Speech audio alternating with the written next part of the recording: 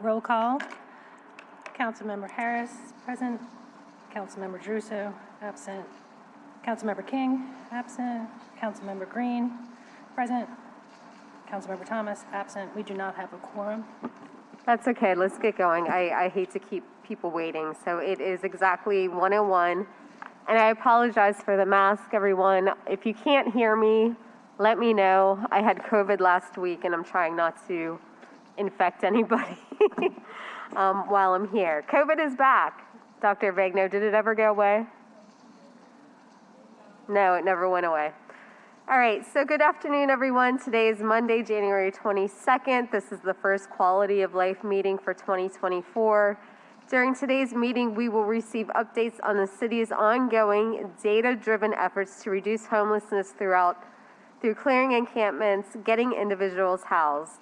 This critical issue has been a priority of mine since the beginning of my term, and my office will continue to dedicate future Quality of Life meetings to receive these regular updates and quarterly check-ins from the individuals that are on the ground doing this important work. I want to note that 2 weeks ago, we had a meeting. Councilmember King held a community development meeting that focused specifically on the Treme encampments. This meeting is going to go through the overall encampment decommissioning throughout the city. I have some questions as we move forward, but why don't we go ahead and have the presenters come up, introduce yourselves. And Anita, I don't think there are any online comments, are there? Okay, great.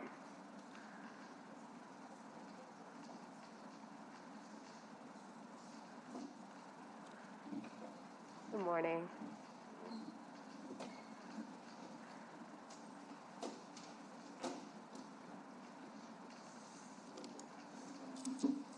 If y'all wouldn't mind introducing yourselves, although you need no introduction. Nate Fields, Director of Homeless Services and Strategy for the City of New Orleans. Mandy Chapman-Semple, Clutch Consulting. Jenna Begno, Health Department. Thank you.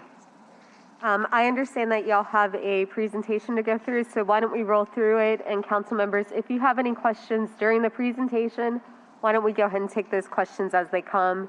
And then, of course, there will be public comment at the end. Public comment is limited to 2 minutes per person. It has to be germane to the topic. All right. Thank you very much. So we want to start off with just thanking all of our partners who have been an amazing part of this process, and Clutch Consulting, Unity of Greater New Orleans, and Travelers Aid. I am putting my name there. Give me a minute. Don't worry about you. Okay. All right. With that being said, thank you to Councilman King and Green for helping us in some real tough situations recently. I really appreciate your leadership in that and helping us move things in the right direction. And I just pushed the wrong button. Oh, there we go. There we go. All right. So we really want to do some high-level stuff and really talk about where we currently stand at, give you the ideas of the name of this initiative and how we branded it to move forward. Also, the progress that we have made thus far, and also where we are with the new encampment decommissioning model, and what's next in Q1. All right. Just want to let you guys know we do have a new brand and how we want to move this thing forward. New Orleans, Home for Good. That is what we want to brand everything moving forward with. And also want to, once again, just highlight public and private sector collective for all of the work they've done to make this initiative happen. So just wanted to just give them a shout out again. And here we are with the highlights in this initiative and the strategies. Still looking at 1,500 individuals experiencing homelessness and trying to stabilize them. And you can see our benchmarks there at the bottom from 2023 and beyond. We are trying to get all of those persons targeted in encampment, coordinated housing and navigation for all unhoused persons, and moving forward, accelerating exits into housing from shelters.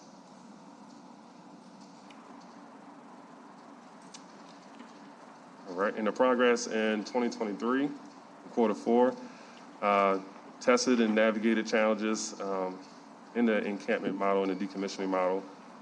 Site 1 complete. Of course, we had some issues in Site 1, which caused some delays in execution of Site 2, but we are on track and moving in the right direction. Our partnerships have been amazing. They've been so amazing that we were able to, at this point in time, able to house 76 of those individuals from the encampments directly into housing from the work that we started back in October. And on our fundraising side, we were able to get $655K. 500K was committed from the city side, and we're moving in the right direction towards that $2 million needed to do the work that we need for the entire community to get to that 1,500 number. Can you explain what the Flex Fund is, number one? And then number two, I have a question about the Chapatulas decommissioning. Okay, so the Flex Fund is movable funds that don't have barriers like the funding that we receive from HUD. The Flex Fund allows us to do move-in kits, furniture, so that the person will move in a house and be established. It also helps with ID, birth certificate, social security card, whatever barriers that might come up in the housing process. Are there opportunities for individuals who want to donate to give money to these Flex Funds? Absolutely. There is a multitude of opportunities for persons to give into the Flex Fund. We are going to be building out a way for them to give electronically, but right now they can reach out to be able to establish if they want to give for the Flex Fund. And they would reach out to Ganoff or United Way? Correct. Okay. And then on the Chapatulas encampment, I had to field this question during a neighborhood association meeting 2 weeks ago, but the rumor is that once the Chapatulas encampment was cleared, a lot of people were then scattered into the neighborhoods. Can you talk about that? Can you talk about the amount of people housed, whether that rumor is true, or if the people that are now in neighborhoods are just new people who are entering into homelessness? No. So from my understanding, the folks that were at the encampment, the original folks were the ones that we housed and focused on. It was 42 of those individuals. There are some persons who came up at the end of the encampment closure, but those folks that we have stayed in contact with, we have not lost measure with those individuals, and they have not floated into the other communities. The folks are still connected to services and will be housed on the processes of us getting to them and based upon what they are in the housing process. Councilmember Green has a question, followed by Councilmember Thomas. Yes, could you explain to the public the number 1,500? Everybody associates homelessness with those persons who are on the street sleeping in tents or sleeping behind buildings. Obviously, there aren't 1,500 who are doing that. Could you explain the numbers and where they come from? Yeah, so it's the braiding of resources. The 1,500, we have enough resources to be able to house up to 1,500 individuals. We'll be taking the resources that Unity recently just received for the Unsheltered NOFA grant, the rapid rehousing funds that we have, and other different pots of funding to mesh those together to be able to house that amount of individuals as needed. But they're not all, So experience. Yeah, they're not all unsheltered. Say it again. They're not all unsheltered. I just want you to explain to the public So, where yes. they are. Oh. For example, are they housed at the Mission? Are they housed at Odyssey House? Are Correct. they housed at They will be Ozanam coming. Inn? Yeah, there will be a portion of this, but will be coming from the shelter systems as well. Right. So in order to create system flow, we have to create flow from the unsheltered and the persons who are sheltered so that we can get the 1,500 number. Okay. If we had resources for 1,500, when you look at Ozanam Inn and you look at Odyssey House and you look at the Mission and you look at other places like that, would that be enough to house all of those individuals if they were inclined to be housed? That's the goal, yes. So to get, I guess I could ask it more directly because I don't want to put anybody's work under scrutiny. But for example, the overall goal of the city would be that we don't need the New Orleans Mission, if you will, for example, because we found housing for those, or is that going too far? Yeah, we never want to get rid of our groups, and the mission has stepped in a lot of ways to help and assist us. We don't want to subtract those groups. What we want to do is take these resources that we're trying to braid in to be able to grab individuals who are in those locations to connect them to services, and then try to figure out how do we now move towards a diversion ideology versus what we're currently in, which is we don't want to warehouse people for long periods of time. We want to get people off the streets into those services and right back into housing without having too many breaks in the services. Okay. I understand the concerns of those in our city relative to housing, but the reality is that in the short period of time that you've been with us, working with the health department and others, at least 76 individuals have been housed That's in correct. apartments. Can you tell me how you found those apartments and how you worked through your staff to get landlords to accept the rents? So that has been the amazing work of the Unity's team. They have literally gone out, scoured, and found all of the housing units, and also with the help of Clutch team coming in to bring on more housing from the DDD. They have literally gone above and beyond to bring those units on and buying our way into the market. There's been some incentivizing that's been happening to hold units, to also bring on the line more units that didn't exist prior to make those units happen. So for landlords who have vacant units, for example, there are vacant units near Claiborne Avenue. There are units right across the street in the 1200 block of Claiborne or in other places. Could you talk to those landlords and tell them that if they are open and inclined to accepting a voucher or whatever is the title, the vessel that is being used to get people into housing, can you talk about what the long-term benefits are, or what you will be doing to make sure that those who are unhoused, who are getting into those units, get the continuation of care that they need that will make a landlord feel comfortable accepting the voucher? I mean, the biggest piece is, sustained case management and continuous contact with the individual. That's the biggest piece. But also, you're talking about guaranteed rental for the remainder of that person's life, as long as they choose to continue staying there. They'll always have rent paid and paid on time, because we have great partners in Unity and Travelers Aid who have been really good and upfront about what that process looks like, and also with the NOFA grant coming online, that really helps them sustain. But the other piece is, if persons want to be a part of that system, I don't see either one of us turning down a unit that's usable for us to get people into housing. I think the hardest thing right now is that people are not so inclined to rent to this population because of issues that have happened in the past, or maybe they've had problems during COVID and issues that persons weren't receiving payment, which I totally understand. But in this process here, we are doing things a lot different, and our partners are being very open about how we can assist them moving forward. Of course, you know that is a concern amongst many landlords. Absolutely. That there won't be that continuation of providing services to the tenants, many of whom may suffer from mental challenges, if you will, or substance abuse and addictions and things like that. So you're saying basically to landlords who might want to continue to, or might want to contact your office, that between you, Unity, and others who provide services, Clutch, Travelers Aid, that they can be assured that those who become tenants are cared for, not just warehoused, but that they're cared for. Yeah, we are. That's the entire thing, is that we are putting people to units, faces to units, and making sure that they know exactly who you're working with moving forward. We don't want to leave anybody in this process. Congratulations to you and to everyone involved with housing 76 people.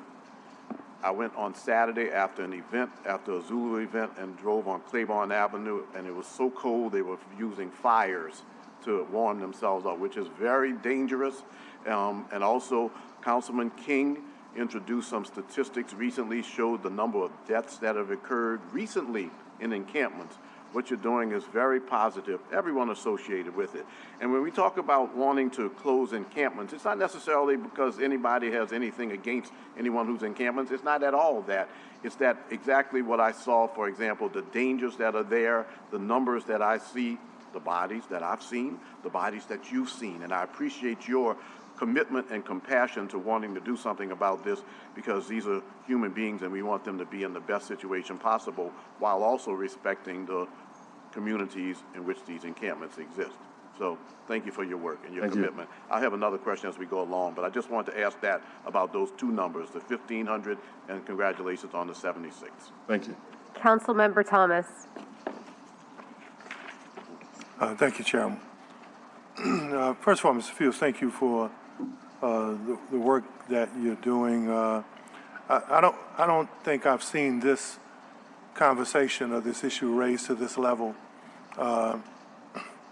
especially not to the level of public discussion about solutions. What do we do? It's challenging as it has been over the last couple of decades because, you know, we solved it a long time ago. And so for you, it seems like to me for the first time, because I was here when some of the people who were going to solve it were here before, when we thought we were going to solve it, right? And it's not solved. But to your credit, I think I see, even as painful as it can be, and for me, I mean, I got to say this. I tell people I'm old enough and at a point in my political life now where the politics versus the reality really doesn't, it means more to me, the reality. And especially the way people try to label people or brand people, depending which side you're on. And something that's unfortunate to me is that the people who shine their halos right now seem to be as divisive as the people who didn't wear halos. If you're not for everything I'm for, or for everybody I'm for, then you must be against me and what I'm for. And that's not the issue here. The issue is the effort to end homelessness. And if we're not going to end homelessness, what's the best possible product? Not people brandishing who's for or against, but who's for, if nothing else, creating an America where people have the option to live in a safe space. So I would hope that that kind of rhetoric would be displaced and misplaced with even the people who you think are against you, not against you, they're for their family. They're for their business. They're for their spot on the sidewalk. I did some research about homeless encampments. You know, a lot of these social justice issues always seem to start in California decades ago, or a lot of these trend issues. It's like people with recycling, right, who everybody wants to recycle, but they forget to study 25 years ago in LA that said 70% of everything you recycle winds up in the landfill anyway. But it's trendy to deal with that. It's like it's trendy to shine your halo or lead with your heart, and so who cares the most? It's like some folks saying, my black, blacker than your black. You only, for black people, 90%. I'm for them, 95%. And that's just an example of where we are right now.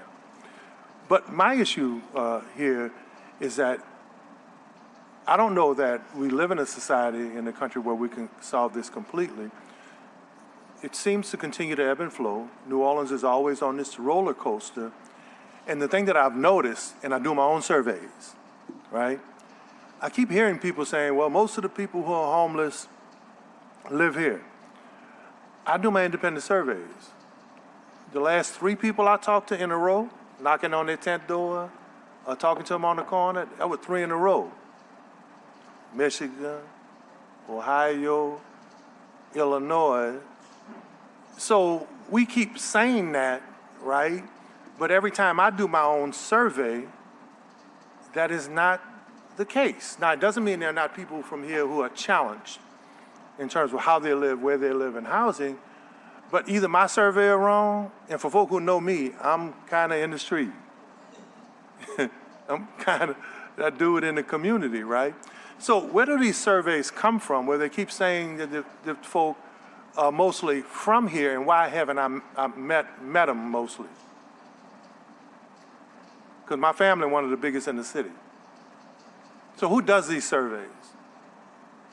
That's a question. I can just jump in. So every year there's an annual point in time count that's done across the country on the same night, and they survey folks, and that's happening when? Soon. Tonight, actually. Today. Oh, who knew? And that gives us some sense of where people are from. I'll tell you that the health department has done surveys in the past.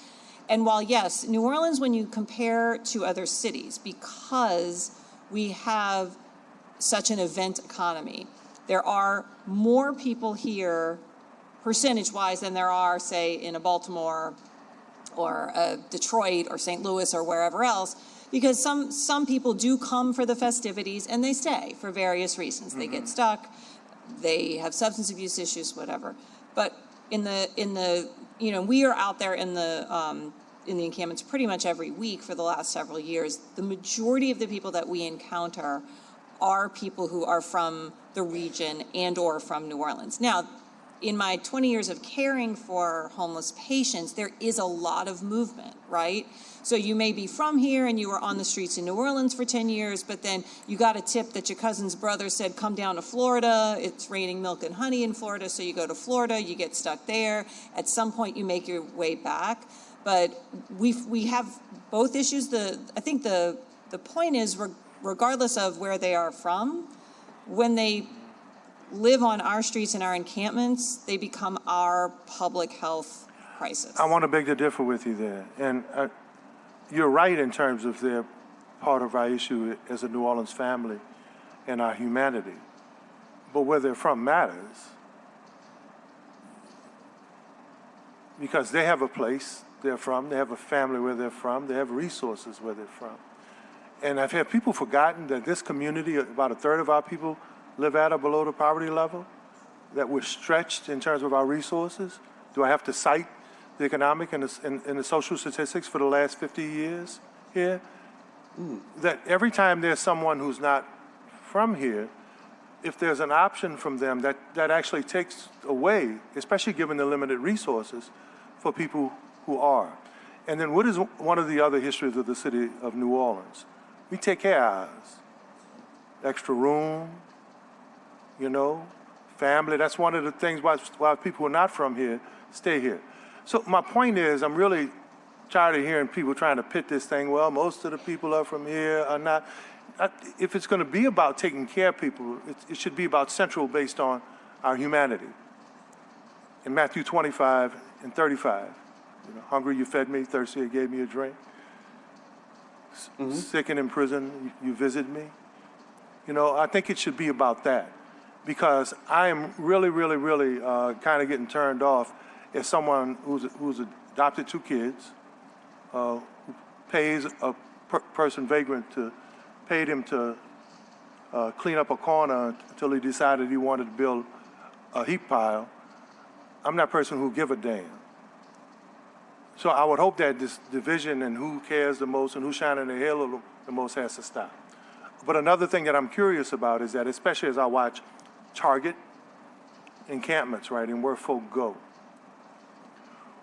And maybe it's really not, it's emblematic of what happens around the country, but here specifically, given what started with the Legacy Project 30 years ago, watching it now.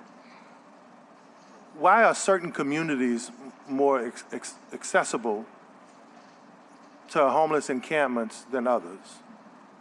Especially given, it would seem to me like I'd want to be where more resources are. On the lakefront, on St. Charles, not on the Treme or parts of the Ninth Ward where they're popping up. But it depends. You just said something that's really important. You said the resource. It depends on what that person sees the resource is. And if a person is dealing with addiction and they found that resource in that community, that's what they're going to migrate towards. So we have a lot of fights on our hands, and that's one of the which we need to fight on. We're not saying to you that the folks will just go to a location just to go to a location. If they feel that they are more accepted in that location, that's where they're going to migrate to. And that's the reason why we have to work on getting to those different locations to deal with those different situations. We are calling these encampments that we're now closing down public health crises, and that's a crisis that's happening throughout the entire country. Right. Well, I'm not a great lawyer like Councilmember Harris and Councilmember King are, but I rarely ask a question where I don't have an idea what the answer is, and you answered it. It's where the drugs are. It's where most of the social ills are. It's where the alcohol is. It's where the tobacco is. And so the moral of that story to me is you're right. So then why aren't we resourcing those communities to get rid of the drugs, to get rid of the poverty? Because if we got rid of those things, guess what? Council members, they wouldn't target our communities. So I want to see a more holistic picture painted here where folk aren't blaming people who are fighting for my mama and my aunt. My mother's deceased now. And the people I grew up with who owns businesses, who are challenged, and label us as we're anti-something when we're really for everybody. And that we start to take a look at the root causes and how do we address them so that they don't not only not target those communities, but our houseless brothers and sisters don't become victims in those communities.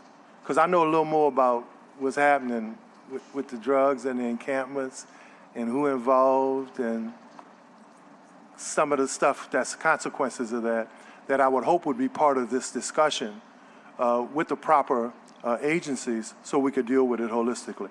I apologize for the amount of time that I took, but I'm just at a point now where it's like this versus this and this one versus that one, and that bullshit don't work for me no more. So is one of the reasons why we have started this work is that we are addressing all of those issues that you brought up. It's not just saying that we're dealing with this, the unhoused piece, but we're dealing with every single thing that makes it a public health crisis, including the removal of housing, including the drug and the mental health issues. All of those things are bundled into this package. It's not separating any of those things. And to get to a bound place, we have to go to the base place first to get it to a bound. So we're going to the lowest level to be able to bring it up. I'm tired of New Orleans being the vial in the social science laboratory where it's green and they've been trying to dilute it and clear it up for 60 years, right? So everybody's been trying to say, we're gonna clear up this issue, we're gonna fix this issue, and they've gotten billions over decades to do it, from bad little boys and girls to crime, to juvenile crime, to homelessness, and everybody's still getting paid, but the liquid in the vial, still green.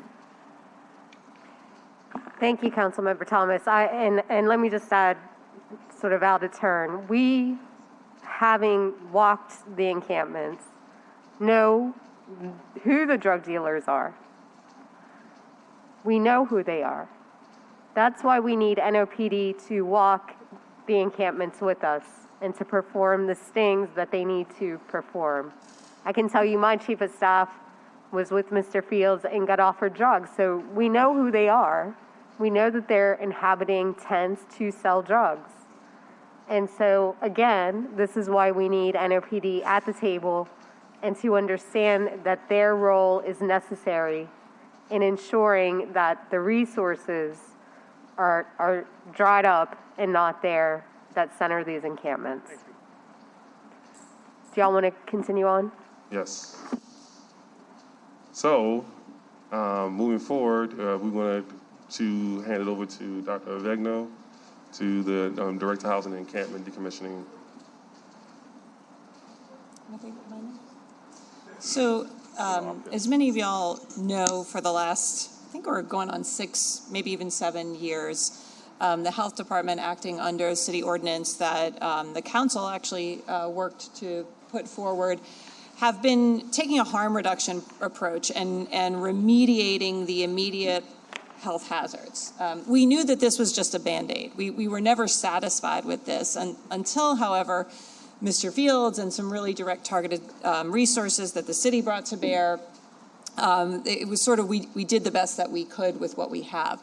That's given us years and years of direct field experience with the conditions in encampments, as well as our other expertise working in our healthcare for the homeless clinic and with hospitals. And so, you know, it's been very clear to us for quite some time that not only is your risk of mortality, serious illness and injury elevated simply by being homeless, whether you are homeless on the street or in a shelter, there is great evidence to show that you will die earlier and you will suffer more health threats, even with a brief period of homelessness.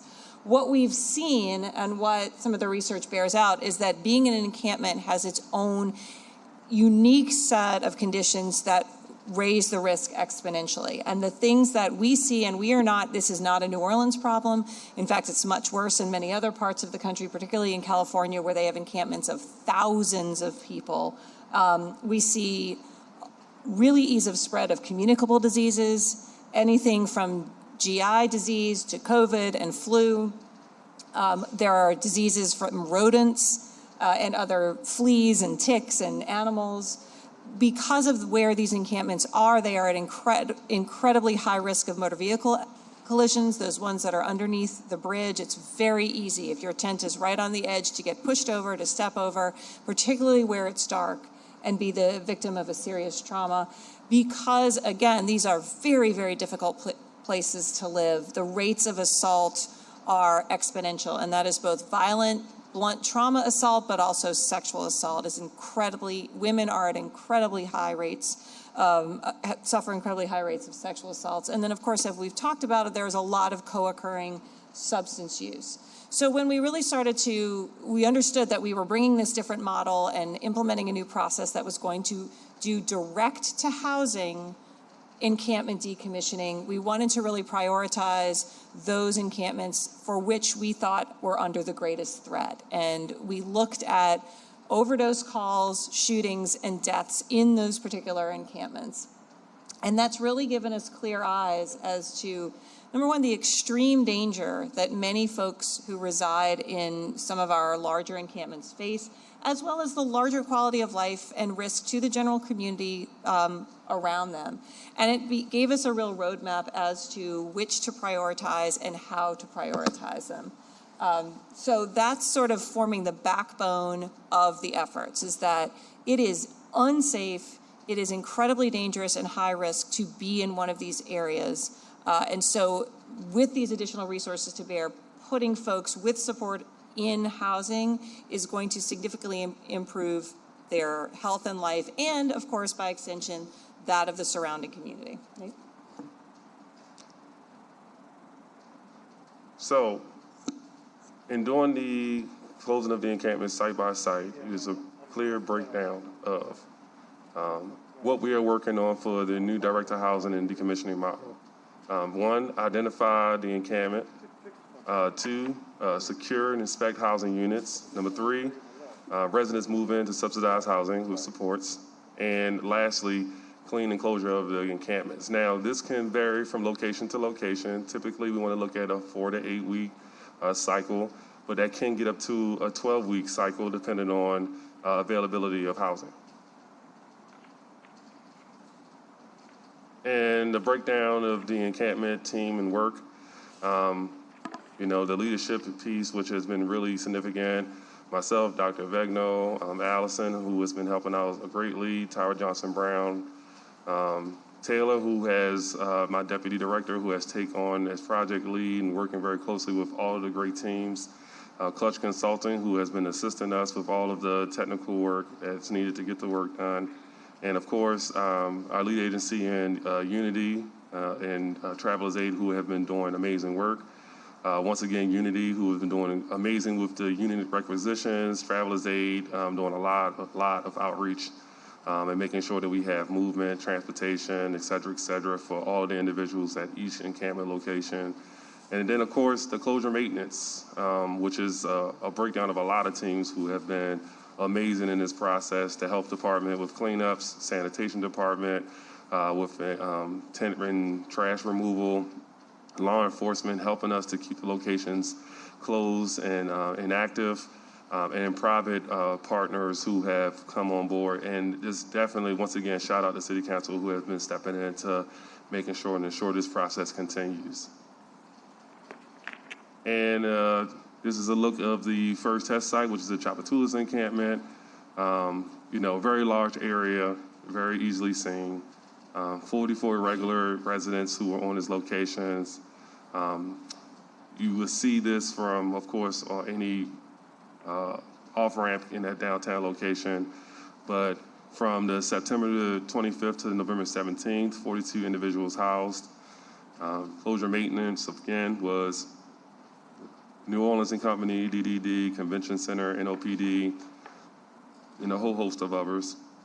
But outreach staff, which was Unity and Travelers Aid, the housing locators from Unity and Office of Homeless Services, and the 5 case managers from Travelers Aid were huge and significant in making sure that this location was closed down and continues to stay closed to this day with all of those individuals successfully housed and continuously working with us on all of the different services that they need.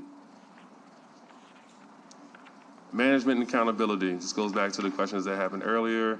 Housing teams are meeting 3 times a week with our staff at OHSS, daily on-site management, and from our office, once again, dealing with the trash, the individuals being moved in, maintaining of contact of transparency with residents, inform newcomers that the closure is taking place and that if they're not connected to services, they will be connected to services and how to connect to those services. And the health department, who continuously helps us clean and make sure that the areas stay maintained and clean. And this is a breakdown of the schedule tracker. Although we want to have a more formal tracker, this is an idea of what that will look like in future locations as we continue doing the work. But Site 1 did look similar to what you currently see in front of you. So closure maintenance, once again, led by our team with the help of the health department, law enforcement, and council offices and neighborhood organizations. We were able to do some unique work within these locations and make sure that we got the locations closed down best we possibly could and kept the area clean and maintained. Signage was a huge piece to that, but to each area, we won't have barricades and fencing because every location will be unique to itself when it comes to the closure and closure maintenance piece. So some areas will be signage and activation. Some places will, require fencing. Some places will require different crisis interventions and specialists and outreach teams who can step in and intervene. But each location will be different. We are trying to get away from fencing as much as possible and trying to activate spaces more so they can be livable and useful spaces for the New Orleanians who happen to live in those areas. And just to give you a visual, this is what it looked like prior to the closure of the encampment and how it looked after the closure of the encampment. But this is not the only success, and the one we did not take picture of because of the individuals that we move in. We want to keep their privacy as best we possibly can, was the person moving into the housing unit. So they went from living like this right into a housing unit, and I think that's a bigger success more than anything. And if you don't get that picture, then I don't know what other picture we can give you, but people are no longer living in these, locations where they could have been, killed or anything could have happened to them. That speaks volumes to us. And we learned a lot of lessons, right? We learned that we cannot just simply house people, right? We have to give them, wraparound services. We have to make sure that they're in safer conditions and make sure they're taken care of and making sure that the partners stay connected to all of those services and delivery of the model. We also need dedicated outreach for encampments. So on top of everything that we're already currently doing, we are also today adding on additional 3 outreach workers for our office at OHSS so that we can help with this work moving forward. We don't want this to be a one-off. We want this to be a continued model. And the Flex Fund was the difference maker. Unity's team was excellent in engaging with landlords and bringing a lot of this access to the market that didn't exist before, and also looking into new landlords that didn't work with us before. And we need to continue these efforts and bring it on a Flex Fund. We are currently at 655. We want to get up to that 2 million point so that we can continue this effort and moving everything in the right direction. This is the site number 2, the Tremé. Currently, we have 77 regular stairs at the vicinity, 34 already housed, and lots of tension structures and stuff have already started taking place and being cleaned up. Lots of movement happening within that 2-block radius, and we will continue doing the maintenance on this location. So 5 weeks, from January 10th up to February 9th, 7 closure maintenance partners, as you can see, all of the partnerships that are there.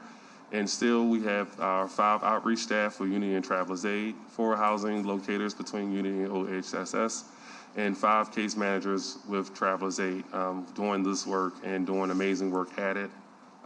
If you've gone past there lately, you see a dramatic change in what encampment used to look to where it currently is. And just to let you know, once again, like we said before, although, Outreach to housing is one of our processes. We also are working on shelter into housing and what that process will look like. So we have a kind of a drawn out timeline on what it could look like moving forward, so you can see what the initiative plan could look like in the future and how we can get to some progressive steps in that process and moving beyond. But just to give you an idea, like if we stayed on the mark of where we're currently moving, this is what the intended outcomes could look like.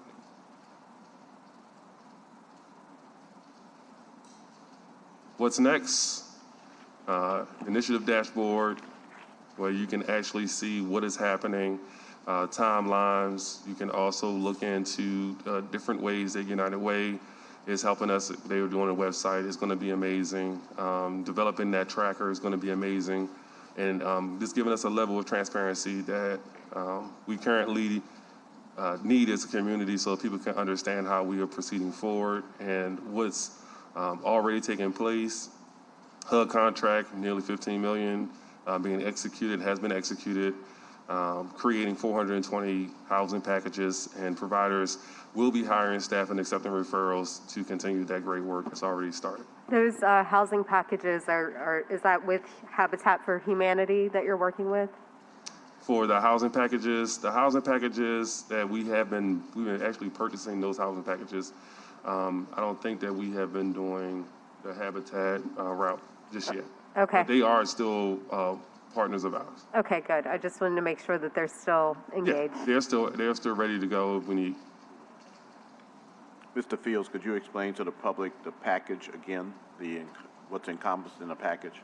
Absolutely. So the housing package includes dishware, food preparation kits, blanket sheets, a blow-up mattress when they initially move in, which we have ordered furniture for them to move in, so they'll have a bed, dresser, and an end table. Did everyone who was relocated, were they offered a package? Yes. Right. So it's not just an apartment, but you're providing, in a way, some of the essentials that people need when they get into the apartments. Absolutely. And with the continued case management, if that person needs assistance with groceries, foods, or any other things that they're dealing with, they can still get those assistance through the case management. I'm trying not to be antagonistic, but the public needs to know that what was done at Chapatulas was done well. They were in apartments. They had packages available to them. I congratulate you and everyone associated with it. It's not that we can't learn and do different things, but it's much better than having statistics that continue to show people dying in those encampments. When I was there for the closure of the encampment, one of the things that I saw that almost became a spectacle was the number of rats coming from tents into the streets. That's just not something that we should ever accept, no matter what the circumstances are, no matter what the issues are with regards to quote-unquote housing or other issues. At the end of the day, people were dying in the encampments, and this is a way to reduce the number of people who are dying in those encampments. I appreciate your work. Thank you. You know, New Orleans is full of rats. Yeah, but you should have seen the rats coming out of places where people were putting their heads. Yeah. Okay. So with that being said, Mandy.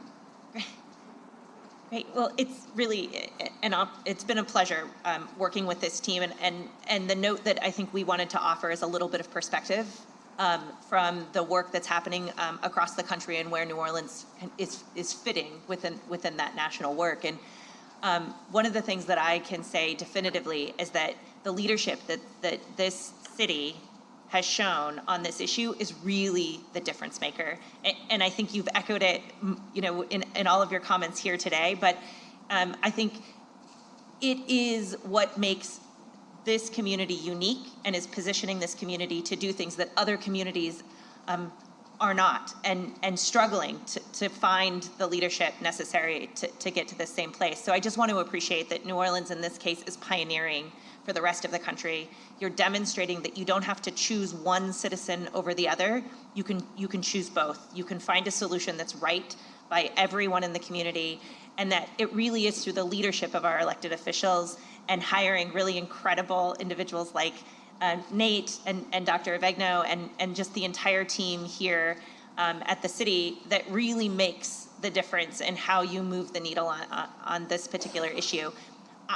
it's not going to be easy because these types of issues are never easy. And I think that everything that comes through that really becomes a model for the rest of the country is how New Orleans perseveres through that challenge and that adversity, and is willing to look at the nuance of these issues and take on, you know, the complexity and what it's going to take in these communities and in these neighborhoods in order to do right by everyone, right? The neighbors who are housed and the neighbors who are unhoused. So I just really want to appreciate that you're setting an example, you know, in this country right now. And it couldn't come at a more important time because the Supreme Court has been asked to take up a decision coming out of the Ninth Circuit Court of Appeals that will determine whether cities have the ability to enforce against homelessness without having to offer any alternative.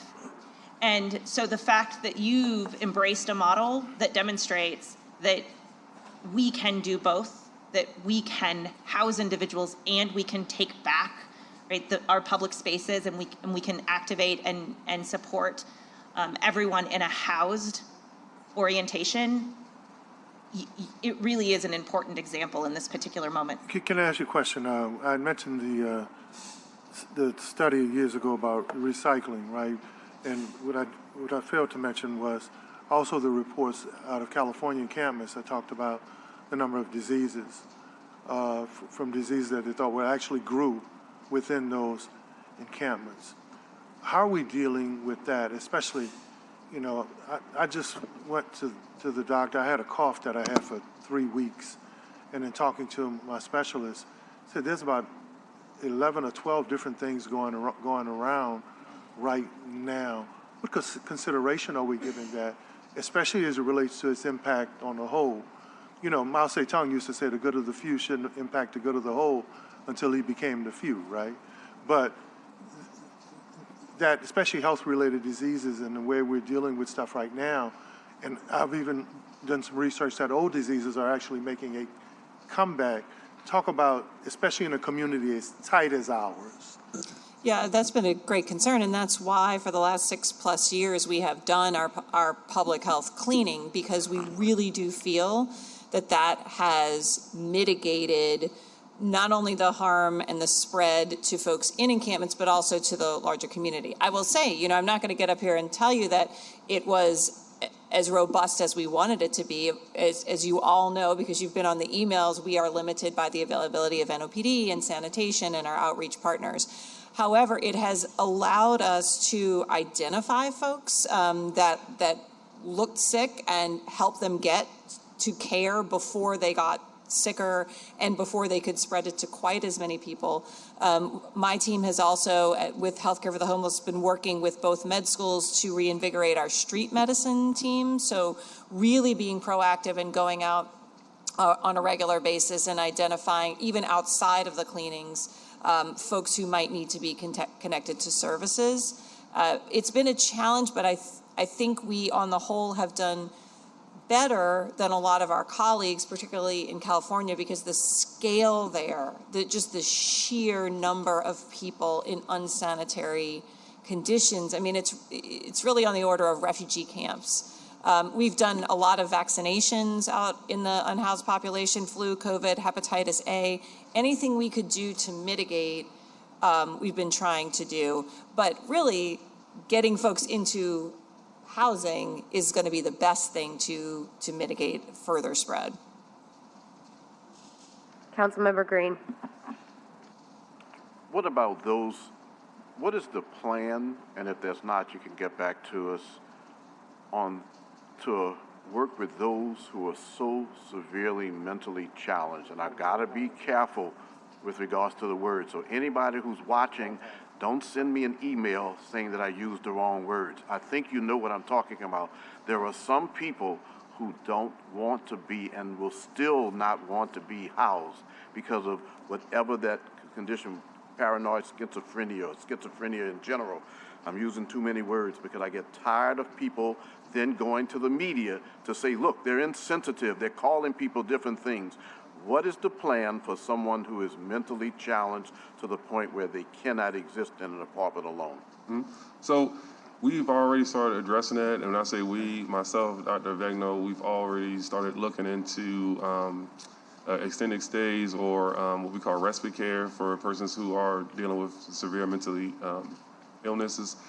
Those persons who are dealing with those mental illnesses might need an extended care stay or go to a place where a person specializes in that. So we're looking at what models work best for this community, and it's not going to be a cookie cutter model. We have to figure out how we can do so. And we've also asked for our state representatives to also plead on our behalf on state level, because it can't just be city resources, because this is not something that we can just handle locally. It has to be something that has to be indicative of the state stepping in and helping us with those long-term mental health cares, because we can't release those resources on our level. But I do believe that we have to pull all of these things together to be able to address that. Right now, we are unprepared for what that could look like. We are working on it the best we possibly can by bringing the resources we do have, but if we don't hurry up and put something in place and put something in place soon, we will continue to fight that fight, and it will tire us. So what would you be asking of the state that we as a city can help with? Of course, we even have a couple of state officials or former state officials on the council, obviously resources, but it goes a little bit beyond resources. We're asking for long-term care. Yeah, anything that would expand the number of long-term mental health beds, which we have woefully inadequate number of. And so for those, what we can do on the local level, as Nate alluded to, we've already started, is intensive sort of case coordination. There are a handful of folks that are incredibly, have incredible mental illness that are on the street that everybody knows. Our partners at Metropolitan know them, Health Department knows them, Nate's team knows them, EMS knows them, everyone knows them. So what we're trying to do now is focus on them, and within our own resources, how do we can we get them someplace to stabilize and try to work on a long-term plan? But so much of this is set at the state level, not only with reimbursement levels for behavioral health providers, they need to increase, and that's something that the state has control of, and then just increasing the number of beds for long-term inpatient psych stays, as well as options for 23-hour and other mental health stays to get folks off the streets and stabilized, whether it's for a few days or for several weeks to months. I will say that the State Department of Health has started to work on this. We've been working with them on Region 1. I think that that's going to continue under the new administration, which I'm happy to hear. But the more cases we can bring them that will highlight why we need expanded state investment in long-term behavioral health will be helpful.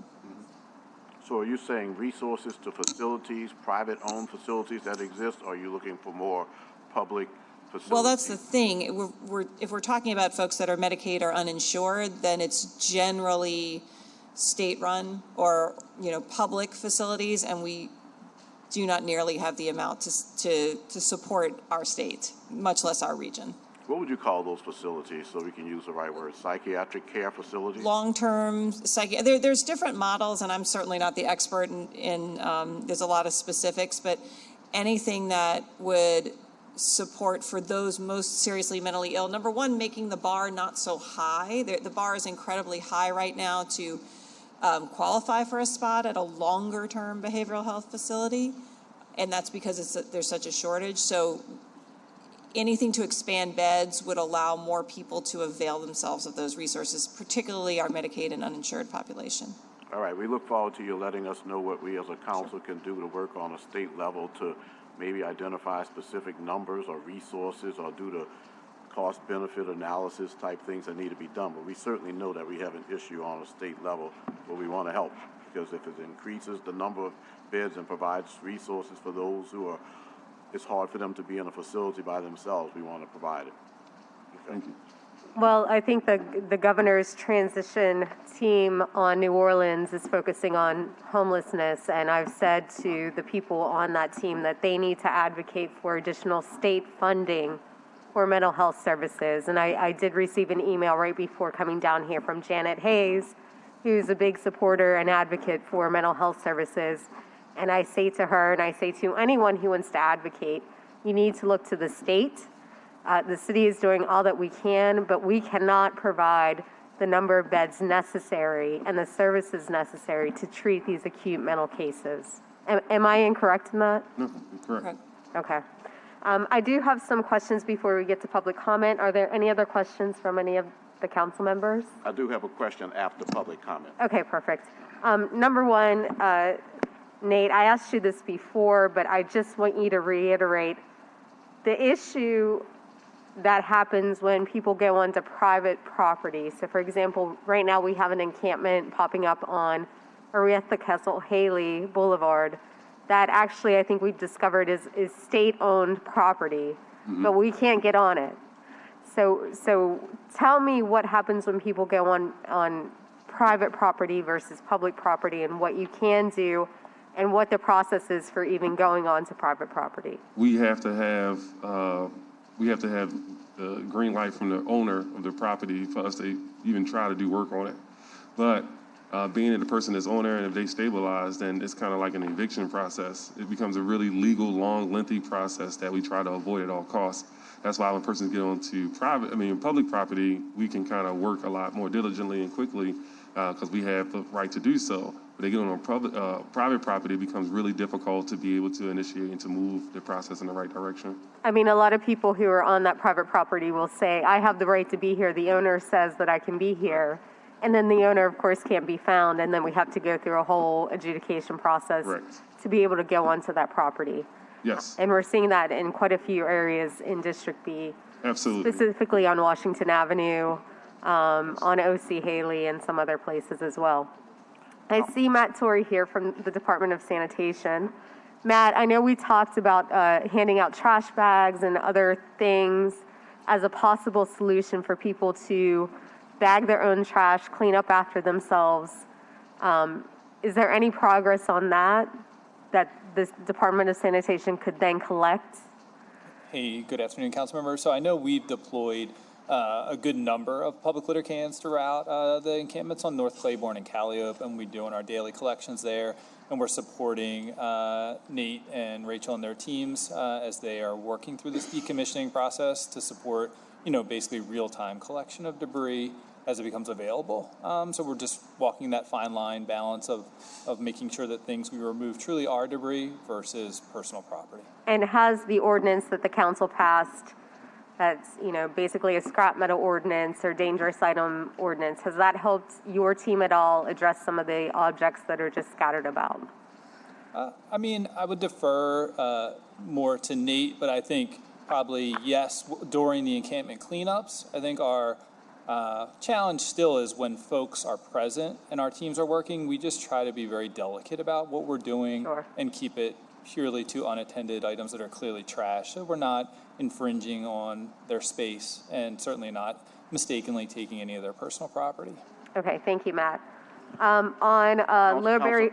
Council member, may I just state one thing? I want to take an opportunity to just highlight what your Department of Sanitation has been doing in certain areas around Orleans Avenue, around Claiborne Avenue. When the encampments are done, I know it's a bit frustrating because we still have people dropping off and dumping furniture and dumping broken pieces of furniture, but your crews come out and they do a good job, and we see those results at St. Anne and Durbany, at Orleans and the down ramp on Claiborne Avenue and in other places. And I see that this week there'll be an encampment cleanup, because there are encampments throughout the city. I want everybody to know this, but an encampment cleanup at Almanasta in Florida. And those don't get mentioned enough. There's certainly never any media present for it, but I just want to say that the persons who work are doing a good job. And I appreciate the fact that the encampment cleanups are regular. What I do bemoan is the fact that people still come and bring things as if this is a good place to dump what they don't want, because these people who are marginalized already are the places that you should bring your urine-filled mattress to leave, as opposed to putting it out for the Department of Sanitation to take it. So the bottom line is I want to say thank you to the Sanitation Department for that, and also for the work that you're doing with regards to the cleanup of tires. At Piety Street and Florida Avenue, you just cleaned up 1,000 tires. It's ridiculous that there were 1,000 tires there, but that, in addition to cleaning up at the encampment, doesn't get a lot of attention, but I see it, our council members see it, and we appreciate it. Thank you. All right, one more question. Low barrier shelter. So Nate, your team has taken over management of that. Where are we with the RFP? What's happening with that? And I will ask you yet again, do you have enough resources? Do you have enough people? What more can we give you to make sure that the low barrier shelter operates as it should and does not fall into decline? Right now, the RFP is still active. We've had a couple of persons of interest, but nobody who has taken on it yet. I'm currently running it directly, and when it comes to resources, I am the resource right now that's running the low barrier shelter and also doing encampment decommissioning and some outreach and some other stuff. And the competitive process closes February 16th. Yep. There is deliberately a longer time period Okay. to give interested parties, but there's several interested parties that with the longer time period and some adjustments to the original proposal, we think are pretty going to make an offer. So All right, so February. February 16th is when it closes, and then Tyra Johnson Brown, her shop is running it, and it'll be, I think there's a 2-week period for selection and to go through the process. So hopefully by end of February we'll know, or close to there. Don't hold me to that. But they did this morning, talking to Tyron and the team, said that there were 2 interested parties. One party had already gone in and started to do the application process and talking to board members. So I'm hopeful that, we can, solidify and get that squared away quickly. But right now, yes, we are in a good space. We've been working on cleaning up the location and getting persons comfortable. And we just came out of winter sheltering, and it was a success there. Tonight is first night of pit count. So we're assisting with that process as well. Unity, as our lead agency, is definitely made phone calls and gotten everybody ready for what this process will look like. Okay, and I said final question, but it's never a final question, and you should never trust a lawyer who says that. The warming centers. I did get an email from somebody or online whatever saying that people were being turned away from the warming centers. Have you heard anything like that? No, not to my knowledge. I do know that there was some difficulties getting to some of the locations because of restrictions. We have since then adjusted and made available more beds at our annex location, so that was taken care of. But some partners had ideas. We should have been a lot more clear within our process, but we're working on making sure that we clear those things up moving forward. Okay, and then finally, I just want to point out to everyone in the audience, everyone who's watching, and our council members, that Nate, you came here, last Mardi Gras? Yes. So not even a year. No, not yet. And we have done, I think you have done yeoman's work on really pulling this together, and I'm very appreciative of you. Thank you so much. Thank you. I just have, your office has been a great help. King and Green, thank you for all your support. Phone calls you guys take, my late evening phone calls. I do appreciate you picking up. Dr. Vegno and OCD, who just stepped in and helped out with our fabulous group of Clutch Consulting. I mean, how could someone fail with all of those supports? So I appreciate all of you. Well, we appreciate you. All right. Unless there's any other comment from the dais? No, just thank you, Councilmember Harris, for, I don't think anybody could ever question your heart or the fact that you try to bring everybody to the table. And I just want to make sure that this is an issue that's going to be solved by everybody. It's not just going to be one segment. So we have to be careful in our conversations, deliberate in our work, and intentional about how we want to come together to help this population. And thank you for your leadership. I appreciate that. All right, let's go on to public comment. Just a reminder, 2 minutes per person. Say your name, say your address, and again, I will keep you to that 2-minute period of time. So first is Peter Waring. And then as he's coming up, Martha from Unity. Ladies and gentlemen, pleased to see you all. Thank you very much for everything that you do. My name is Peter Waring. I'm a retired architect here in the city of New Orleans. Eugene knows me well. He sold me my building that I practiced architecture out of for almost 30 years. A long time before I became a council member. A long time before he became You always council. have to say that to the He did a media. great job 3 as days. as my real estate guy. In addition to being a retired architect, I also have a master's in business administration. I've served on the board of Unity of Greater New Orleans for more than a decade now. I am incredibly proud of the work that they do. And the rest of the team, other board members, other members of the executive committee are all extraordinary human beings, I think saints. Unity is a 32-year-old nonprofit coordinating the work of a collaborative of more than 50 nonprofit organizations to provide housing and services for those experiencing homelessness in Orleans and Jefferson parishes. On behalf of our member organizations, Unity oversees implementation of federal homeless continuum of care grants that can only be applied for by a collaborative, which we have. These grants require Unity to raise 25% matching funds. We are strictly non-political. We undergo a major federal audit every year and have a long history of clean audits. In 32 years, we have never had a single problematic audit finding brought against us, ever. Not one. All financials are on the state legislative auditor's website, so I just wanted to make sure that the record was very clear. These are the finest people I've ever worked with. The reason that I have associated myself with them for so many years is because of their incredible integrity. And I would not have anything to do with them if they weren't the most amazingly detailed and careful people who not only carefully watch every penny, but they watch how every penny that's under their oversight is spent by others, and they hold them accountable. This is a great organization. I want to say thank you to Unity for everything that they've done for me personally in my life in terms of being able to allow me to serve and to be of service in my retirement. That's your time, sir. Thank you so much. I appreciate those words. Martha, followed by Paula Feltz.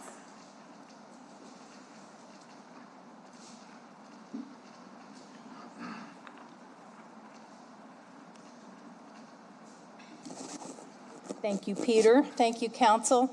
I just want to say that we regard the city as one of our most important partners in the homeless continuum of care work, and we really appreciate the very significant and historic commitment that you have made to this work with your appropriation of the $2.5 million for housing and services to house people experiencing homelessness. I think that together with the new federal unsheltered homelessness grant is really positioning us, as Mandy said, to really, do something that very few communities will be able to do. And I do believe that we will be able to reduce homelessness to the lowest levels in 20 years, and with your continued commitment to sustain that. And that's very exciting to have such low levels of homelessness on the horizon. The good news is that after waiting for many, many months, we did just get our contract from the federal government for that unsheltered homelessness grant with the start date this month. So that's really good news. And that means that our subcontracting agencies, our member agencies, are now have the authorization to begin to hire the staff to implement the housing and services. And I want to give a shout out to those agencies who stepped up to do this work, because it requires match. It requires, you don't get all your expenses paid. It really is sacrificial. You have to be really committed to do this work. And they are the Volunteers of America, START Corporation, NAMI, the National Alliance for Mental Illness, the Travelers Aid Society, Easter Seal Society, Jefferson Parish Community Development, Jefferson Parish Human Services Authority, and Ozanam Inn. So a shout out to them and to all of our partners who really made it possible for us to get a grant that was never intended for a community like New Orleans. The way that it was written by the federal government in the notice of funding opportunity, it really so heavily favored communities that had at least 1,000 people on the street that our chances of getting it were always very much an uphill battle. And it was really because, we absolutely slayed it on the leveraging from our partners, along with, just the track record of our continuum of care agencies and actually doing this work so well for so many years that we were able to get it. And I just want to give a shout out to all of the healthcare institutions who partnered with us, to the business community that partnered with us, to our housing authorities who really are doing tremendous work providing resources for this grant, to philanthropies, particularly United Way and the Greater New Orleans Foundation and other foundations, individuals who stepped up.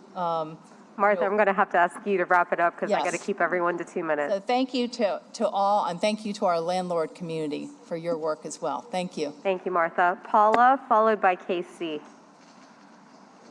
Paula? Paula?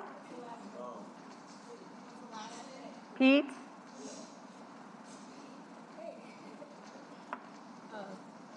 Good morning, everyone. I'm really proud of what I'm seeing here today because I worked in the special needs community 30 years ago, bringing all these resources together for people who had no resources. And it's good to see. It's like a recycle of what I'm beginning to see. OCD and all those programs getting involved. It's a true collaboration. But I'm here to talk about the Housing Trust Fund because I saw that $17 million was going into multifamily housing. And I wanted to make sure that you understand that we need to improve the quality of life for our working poor families, Yep. especially those who work in the tourism industry, and creating home ownership. Yep. New Orleans is number 5 in the nation with the highest rate of black home ownership, 49%. I'd like to see us become number 1. Unfortunately, we're tied with Atlanta, so we really need to move quickly. And I just want to make sure that there's more resources going into new construction because we don't have new construction in New Orleans.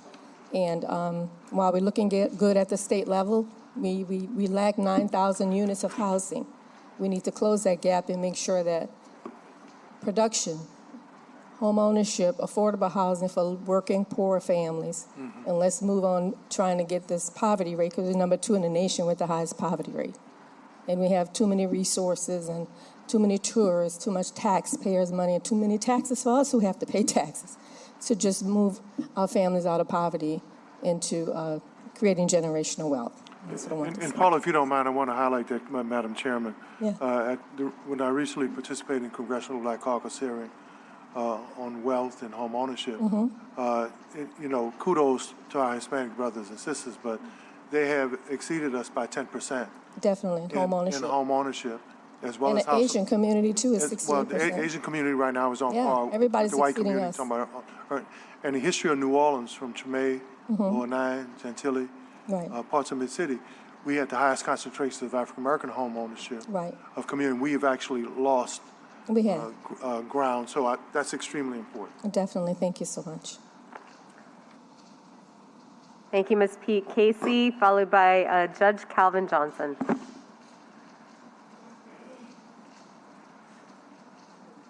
Hi, Casey Davis, 5025 New York Circle. I want to say thank you, everybody, for being here and being attentive to this matter. When it came to my attention in August of 2022, a lot of what I was hearing was that there weren't many people out on the street, that there weren't many people paying attention. And now I'm seeing that it is all hands on deck. And I'm hoping that, with the notes here, that we are paving an example for other cities, and I want to encourage that to go beyond New Orleans towards our neighboring cities that are sending individuals here. You mentioned that some of them are not from here, which is true. The word gets around that we house everybody, and from what I heard out on the street by the time Nate got here from August of 2022 and April of 2023, word had hit 26 states that we were taking up arms and taking care of this. So just to give the attention of what's going on in New Orleans, people are paying attention. And that's just word from the unsheltered individuals. That's not even the government's. So if we build something, it should be a blueprint that other cities can mimic, because we don't want them to keep sending everybody here for us to just handle a situation that we don't have enough housing for. So if we could set an example where everybody else can start building affordable housing across the nation, we're not going to face this problem over and over again, because there's how many, 200,000 or 100,000 in California? So, thank you. Thank you, Casey. Judge Johnson, followed by Donna Paramore.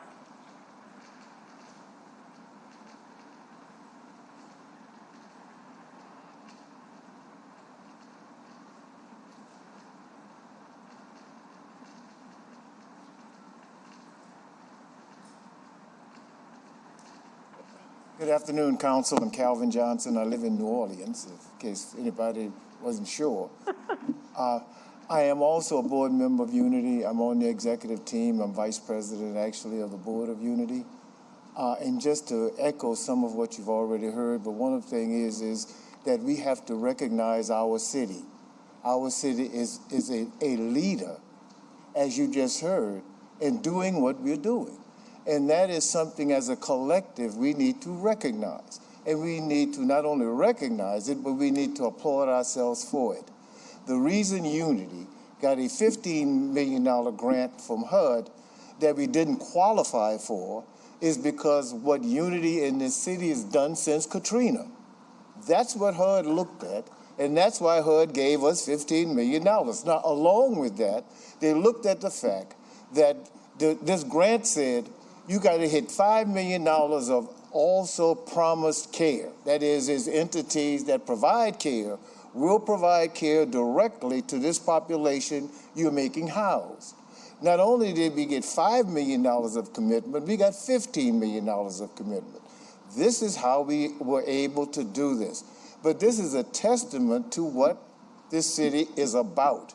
And we need to speak to it as a collective. This is something great that we are doing. However, the lady who just spoke is also correct. The rest of America is on some level sending us their population, not directly, but indirectly, because they are not providing. In some cases, directly. Oh, I agree with that too, but I'm just trying to be polite. But they're doing that too. And that's just true. And it is because we are doing what we are doing. And so let's applaud ourselves and not criticize ourselves because we haven't done it perfectly. Let's not do that.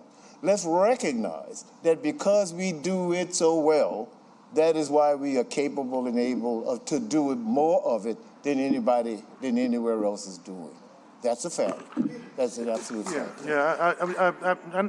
Not that I feel I have to do that, but since we have reporters who are here, I think what we're hearing now is not for being critical, but as someone who understands the history of this community, and even this issue back 40 years plus, when I came back here in 1986 from the town I grew up in, that we've done well at addressing the problem.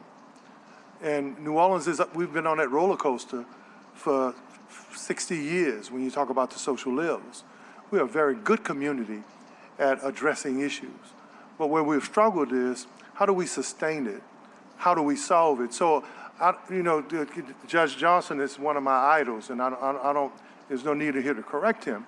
But yeah, we've always done good at taking care of issues and taking care of problems. What we have not been good at is how do we solve it from one generation to the next, one political era to the next, and hopefully, given the work that I'm hearing right now, and given the working example that you've set, this time it's going to be sustainable, and this time we're going to have solutions. But unless we in fact deal with the systemic issues that drives all of this, we're never going to solve it. You see, we're always going to have homelessness unless we deal with the systemic issues that drive people into homelessness. And that's why I mentioned when you talk about homelessness, then many of the drive for the encampments is who's supplying the drugs, who's supplying the illegal activity. So that root cause, if we don't deal with that root cause, then we're not dealing with the cause of one of the primary issues here that deals with houselessness and homelessness. So if we're going to do it, let's be holistic. Let's not have the political blame. Let's not have somebody cares more than the other. But let's all of us say that we're committed to is not saying who's more for this or for that, but that every resource, every agency is saying, you know what, we want to end it, but not just end it for the next political regime, end it until the next depression or recession, but we want to make sure that as many people have a place to stay as possible. New Orleans is very good at problems, but when do the problems end? Let's end some of the problems. Thank you, Judge. Council member, I would just like to add to that, Judge Johnson. There are some people who will take a bit of issue with what you said. People who live across the street from encampments, where the encampments have been there for a decade, where people can't walk, where children can't walk on Claiborne Avenue because of the needles, where people can't have events, for example, or support businesses because there's no parking, because that parking was supposed to be for businesses, so now you have a lot of vacant businesses. I don't think that there has been as much negative criticism, even though I criticize the media. I criticize especially the Advocate, because I don't think they've ever talked to the people enough who are impacted by the encampments, and also those people who are even in the encampments. I'll tell you that I talked to them. Councilmember Thomas will tell you that he talks to them. When you say to get to the root problem, it is so complex. That's all I want to say, something that you know. It's drugs, it's alcohol addiction. It's also people who have been told to come here from other cities in Louisiana because they are going to get a house at the end of the day. We may go on forever, but we do have a responsibility to them. But I think that we're moving in the right direction. We have a homeless services and strategies office, and we have Clutch, and we have a newfound commitment. But I think that when there's criticism out there, we have to recognize that a lot of that criticism is very valid. If you live across the street in the 11 or 1200 block of Claiborne Avenue and you can't start your business, or you can't even rent your apartments out, they don't really want to hear how well the city of New Orleans is doing it. We failed them. No question. No question. But of course, now we have an opportunity. This is the opportunity. We should have done a long time ago. Judge, An opportunity. Judge, thank you for your leadership, and thank you for your leadership at Unity.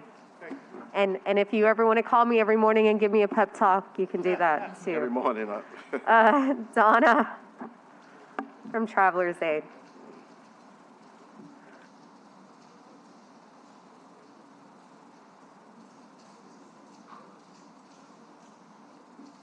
Good afternoon, Donna Paramore, Executive Director of Travelers Aid. I would like to say I'm grateful that the city had the vision for the Office of Homeless Services. I am confident in our partnership and how we are working together. As a result, we will see a great decrease in the number of homeless individuals on the street. But my question is, what happens once this initiative is over? I think as a city, we need to be proactive and have a plan in place to prevent homelessness. If not, we will be having these same conversations a few years from now. As a service provider, because of the funding that we receive, we can only typically work with individuals that are chronically homeless. And we get calls daily from individuals who are on the verge of homelessness. Those are individuals who are New Orleans citizens. Those are working single mothers who could not go to work for a week because their children were sick, and now they can't make rent. So we need some type of plan in place that we would prevent homelessness. So sometimes we get temporary private funding where we're able to provide emergency rental assistance, but that doesn't last long. Last week I had calls from mothers who were in the cold that I paid for personally so they could have hotel rooms, so they could be off the streets with their babies when we were having cold weather. So if we don't address things proactively as a city, we will continue to see these systemic issues repeat themselves over and over and over again. So I just implore you as a city elected officials, that we put some type of plan in place that would prevent homelessness going forward. Thank you, Donna, and hopefully that's what the Housing Trust Fund will go to do. Carl Washington. Can I add a comment? Yes. That's okay. So we have already started the sustainability planning meetings, and we want to continue those sustainability planning meetings so that we can create that plan So it will sustain after we have finished the decommissioning process. The plan will outlive everybody in this room and continue to be that plan that you spoke to about earlier, Councilman Thomas. That will be for the community permanently, not just 5, 10, 15 years, but forever. And it was done with the entire community. It won't be done just with us as OHSS, but with everybody who is a significant part of this community to make that happen. Thank you, Mr. Fields. Mr. Washington? Council members, how y'all doing? Good, how are you? Name Carl Washington. I am in New Orleans. Been a long time that I've been up here, but I've been awakened. So you all will be seeing me.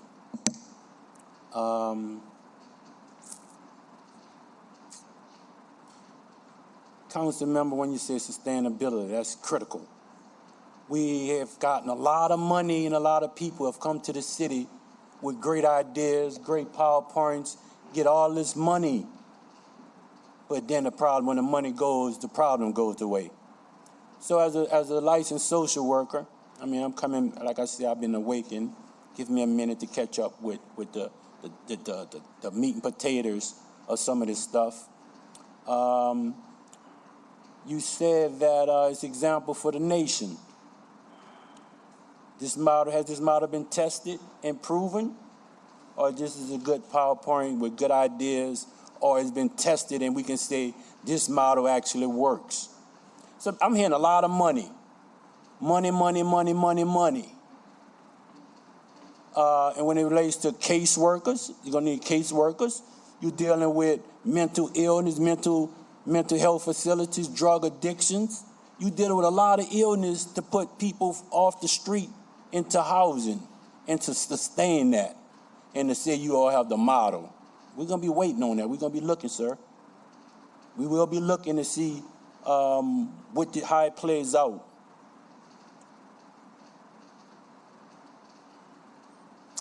All this money, and you're talking about what's going on under the bridge, this been happening. I hope some of this money that y'all talking about is directed to some of the kids. What about the youth? You all factor in the youth in terms of how that's going to be funded? Once again, I may not have the meat and potatoes, but I am engraved in this city, and I know what's going on. You got a lot of people coming in this city getting money through the years, getting money, and the locals are suffering. The locals are not at the table. The locals are not involved. The locals are not benefiting. And then when the money goes, y'all goes. And then he says a model. So I'm not going to take up much of y'all time. I'll be back. I will be back. I hope y'all do what y'all say y'all going to do. And I hope the city council hold them accountable. Because we've had a lot of money come through the city, $8 billion. I ain't going to go into no numbers. A lot of money have come to the city. And look where our youth are in recreation. Look where the streets. Look where this and look where that. Look where crime. But we doing well. It ain't adding up. So I hope you all mean what y'all say and do what you're supposed to do. And the people gonna be following the money, because that's all y'all talking about is money. And we ain't have seen no results yet. Thank y'all, Councilman. Thank you, Mr. Washington. All right, so I have a card with no name on it. Anybody fill out a card and not put their name on it? Any address? Nothing. No address? Nothing. Come on, somebody.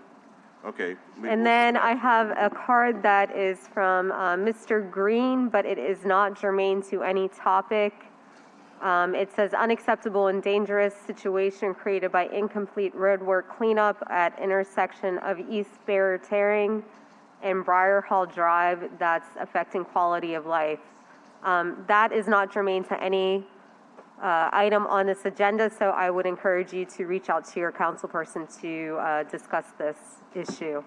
While we have a quorum, let's go ahead and I'm going to move to approve the minutes. Can I get a second? Seconded by Councilmember Thomas. All in favor? Aye. All right, and I will go ahead and move to adjourn unless there are any other comments. No, I did mention that I wanted to comment after the Go ahead, Mr. Green. And I just want to just say, kind of in general, the work that you're doing is saving lives. I've said that already. But people are endangering themselves in those encampments and even in areas that aren't encampments by being outside in the cold. You know, it's challenging. I hear rumors that somebody was beset with some problems this weekend. It was so cold, but then all of the shelters had availability.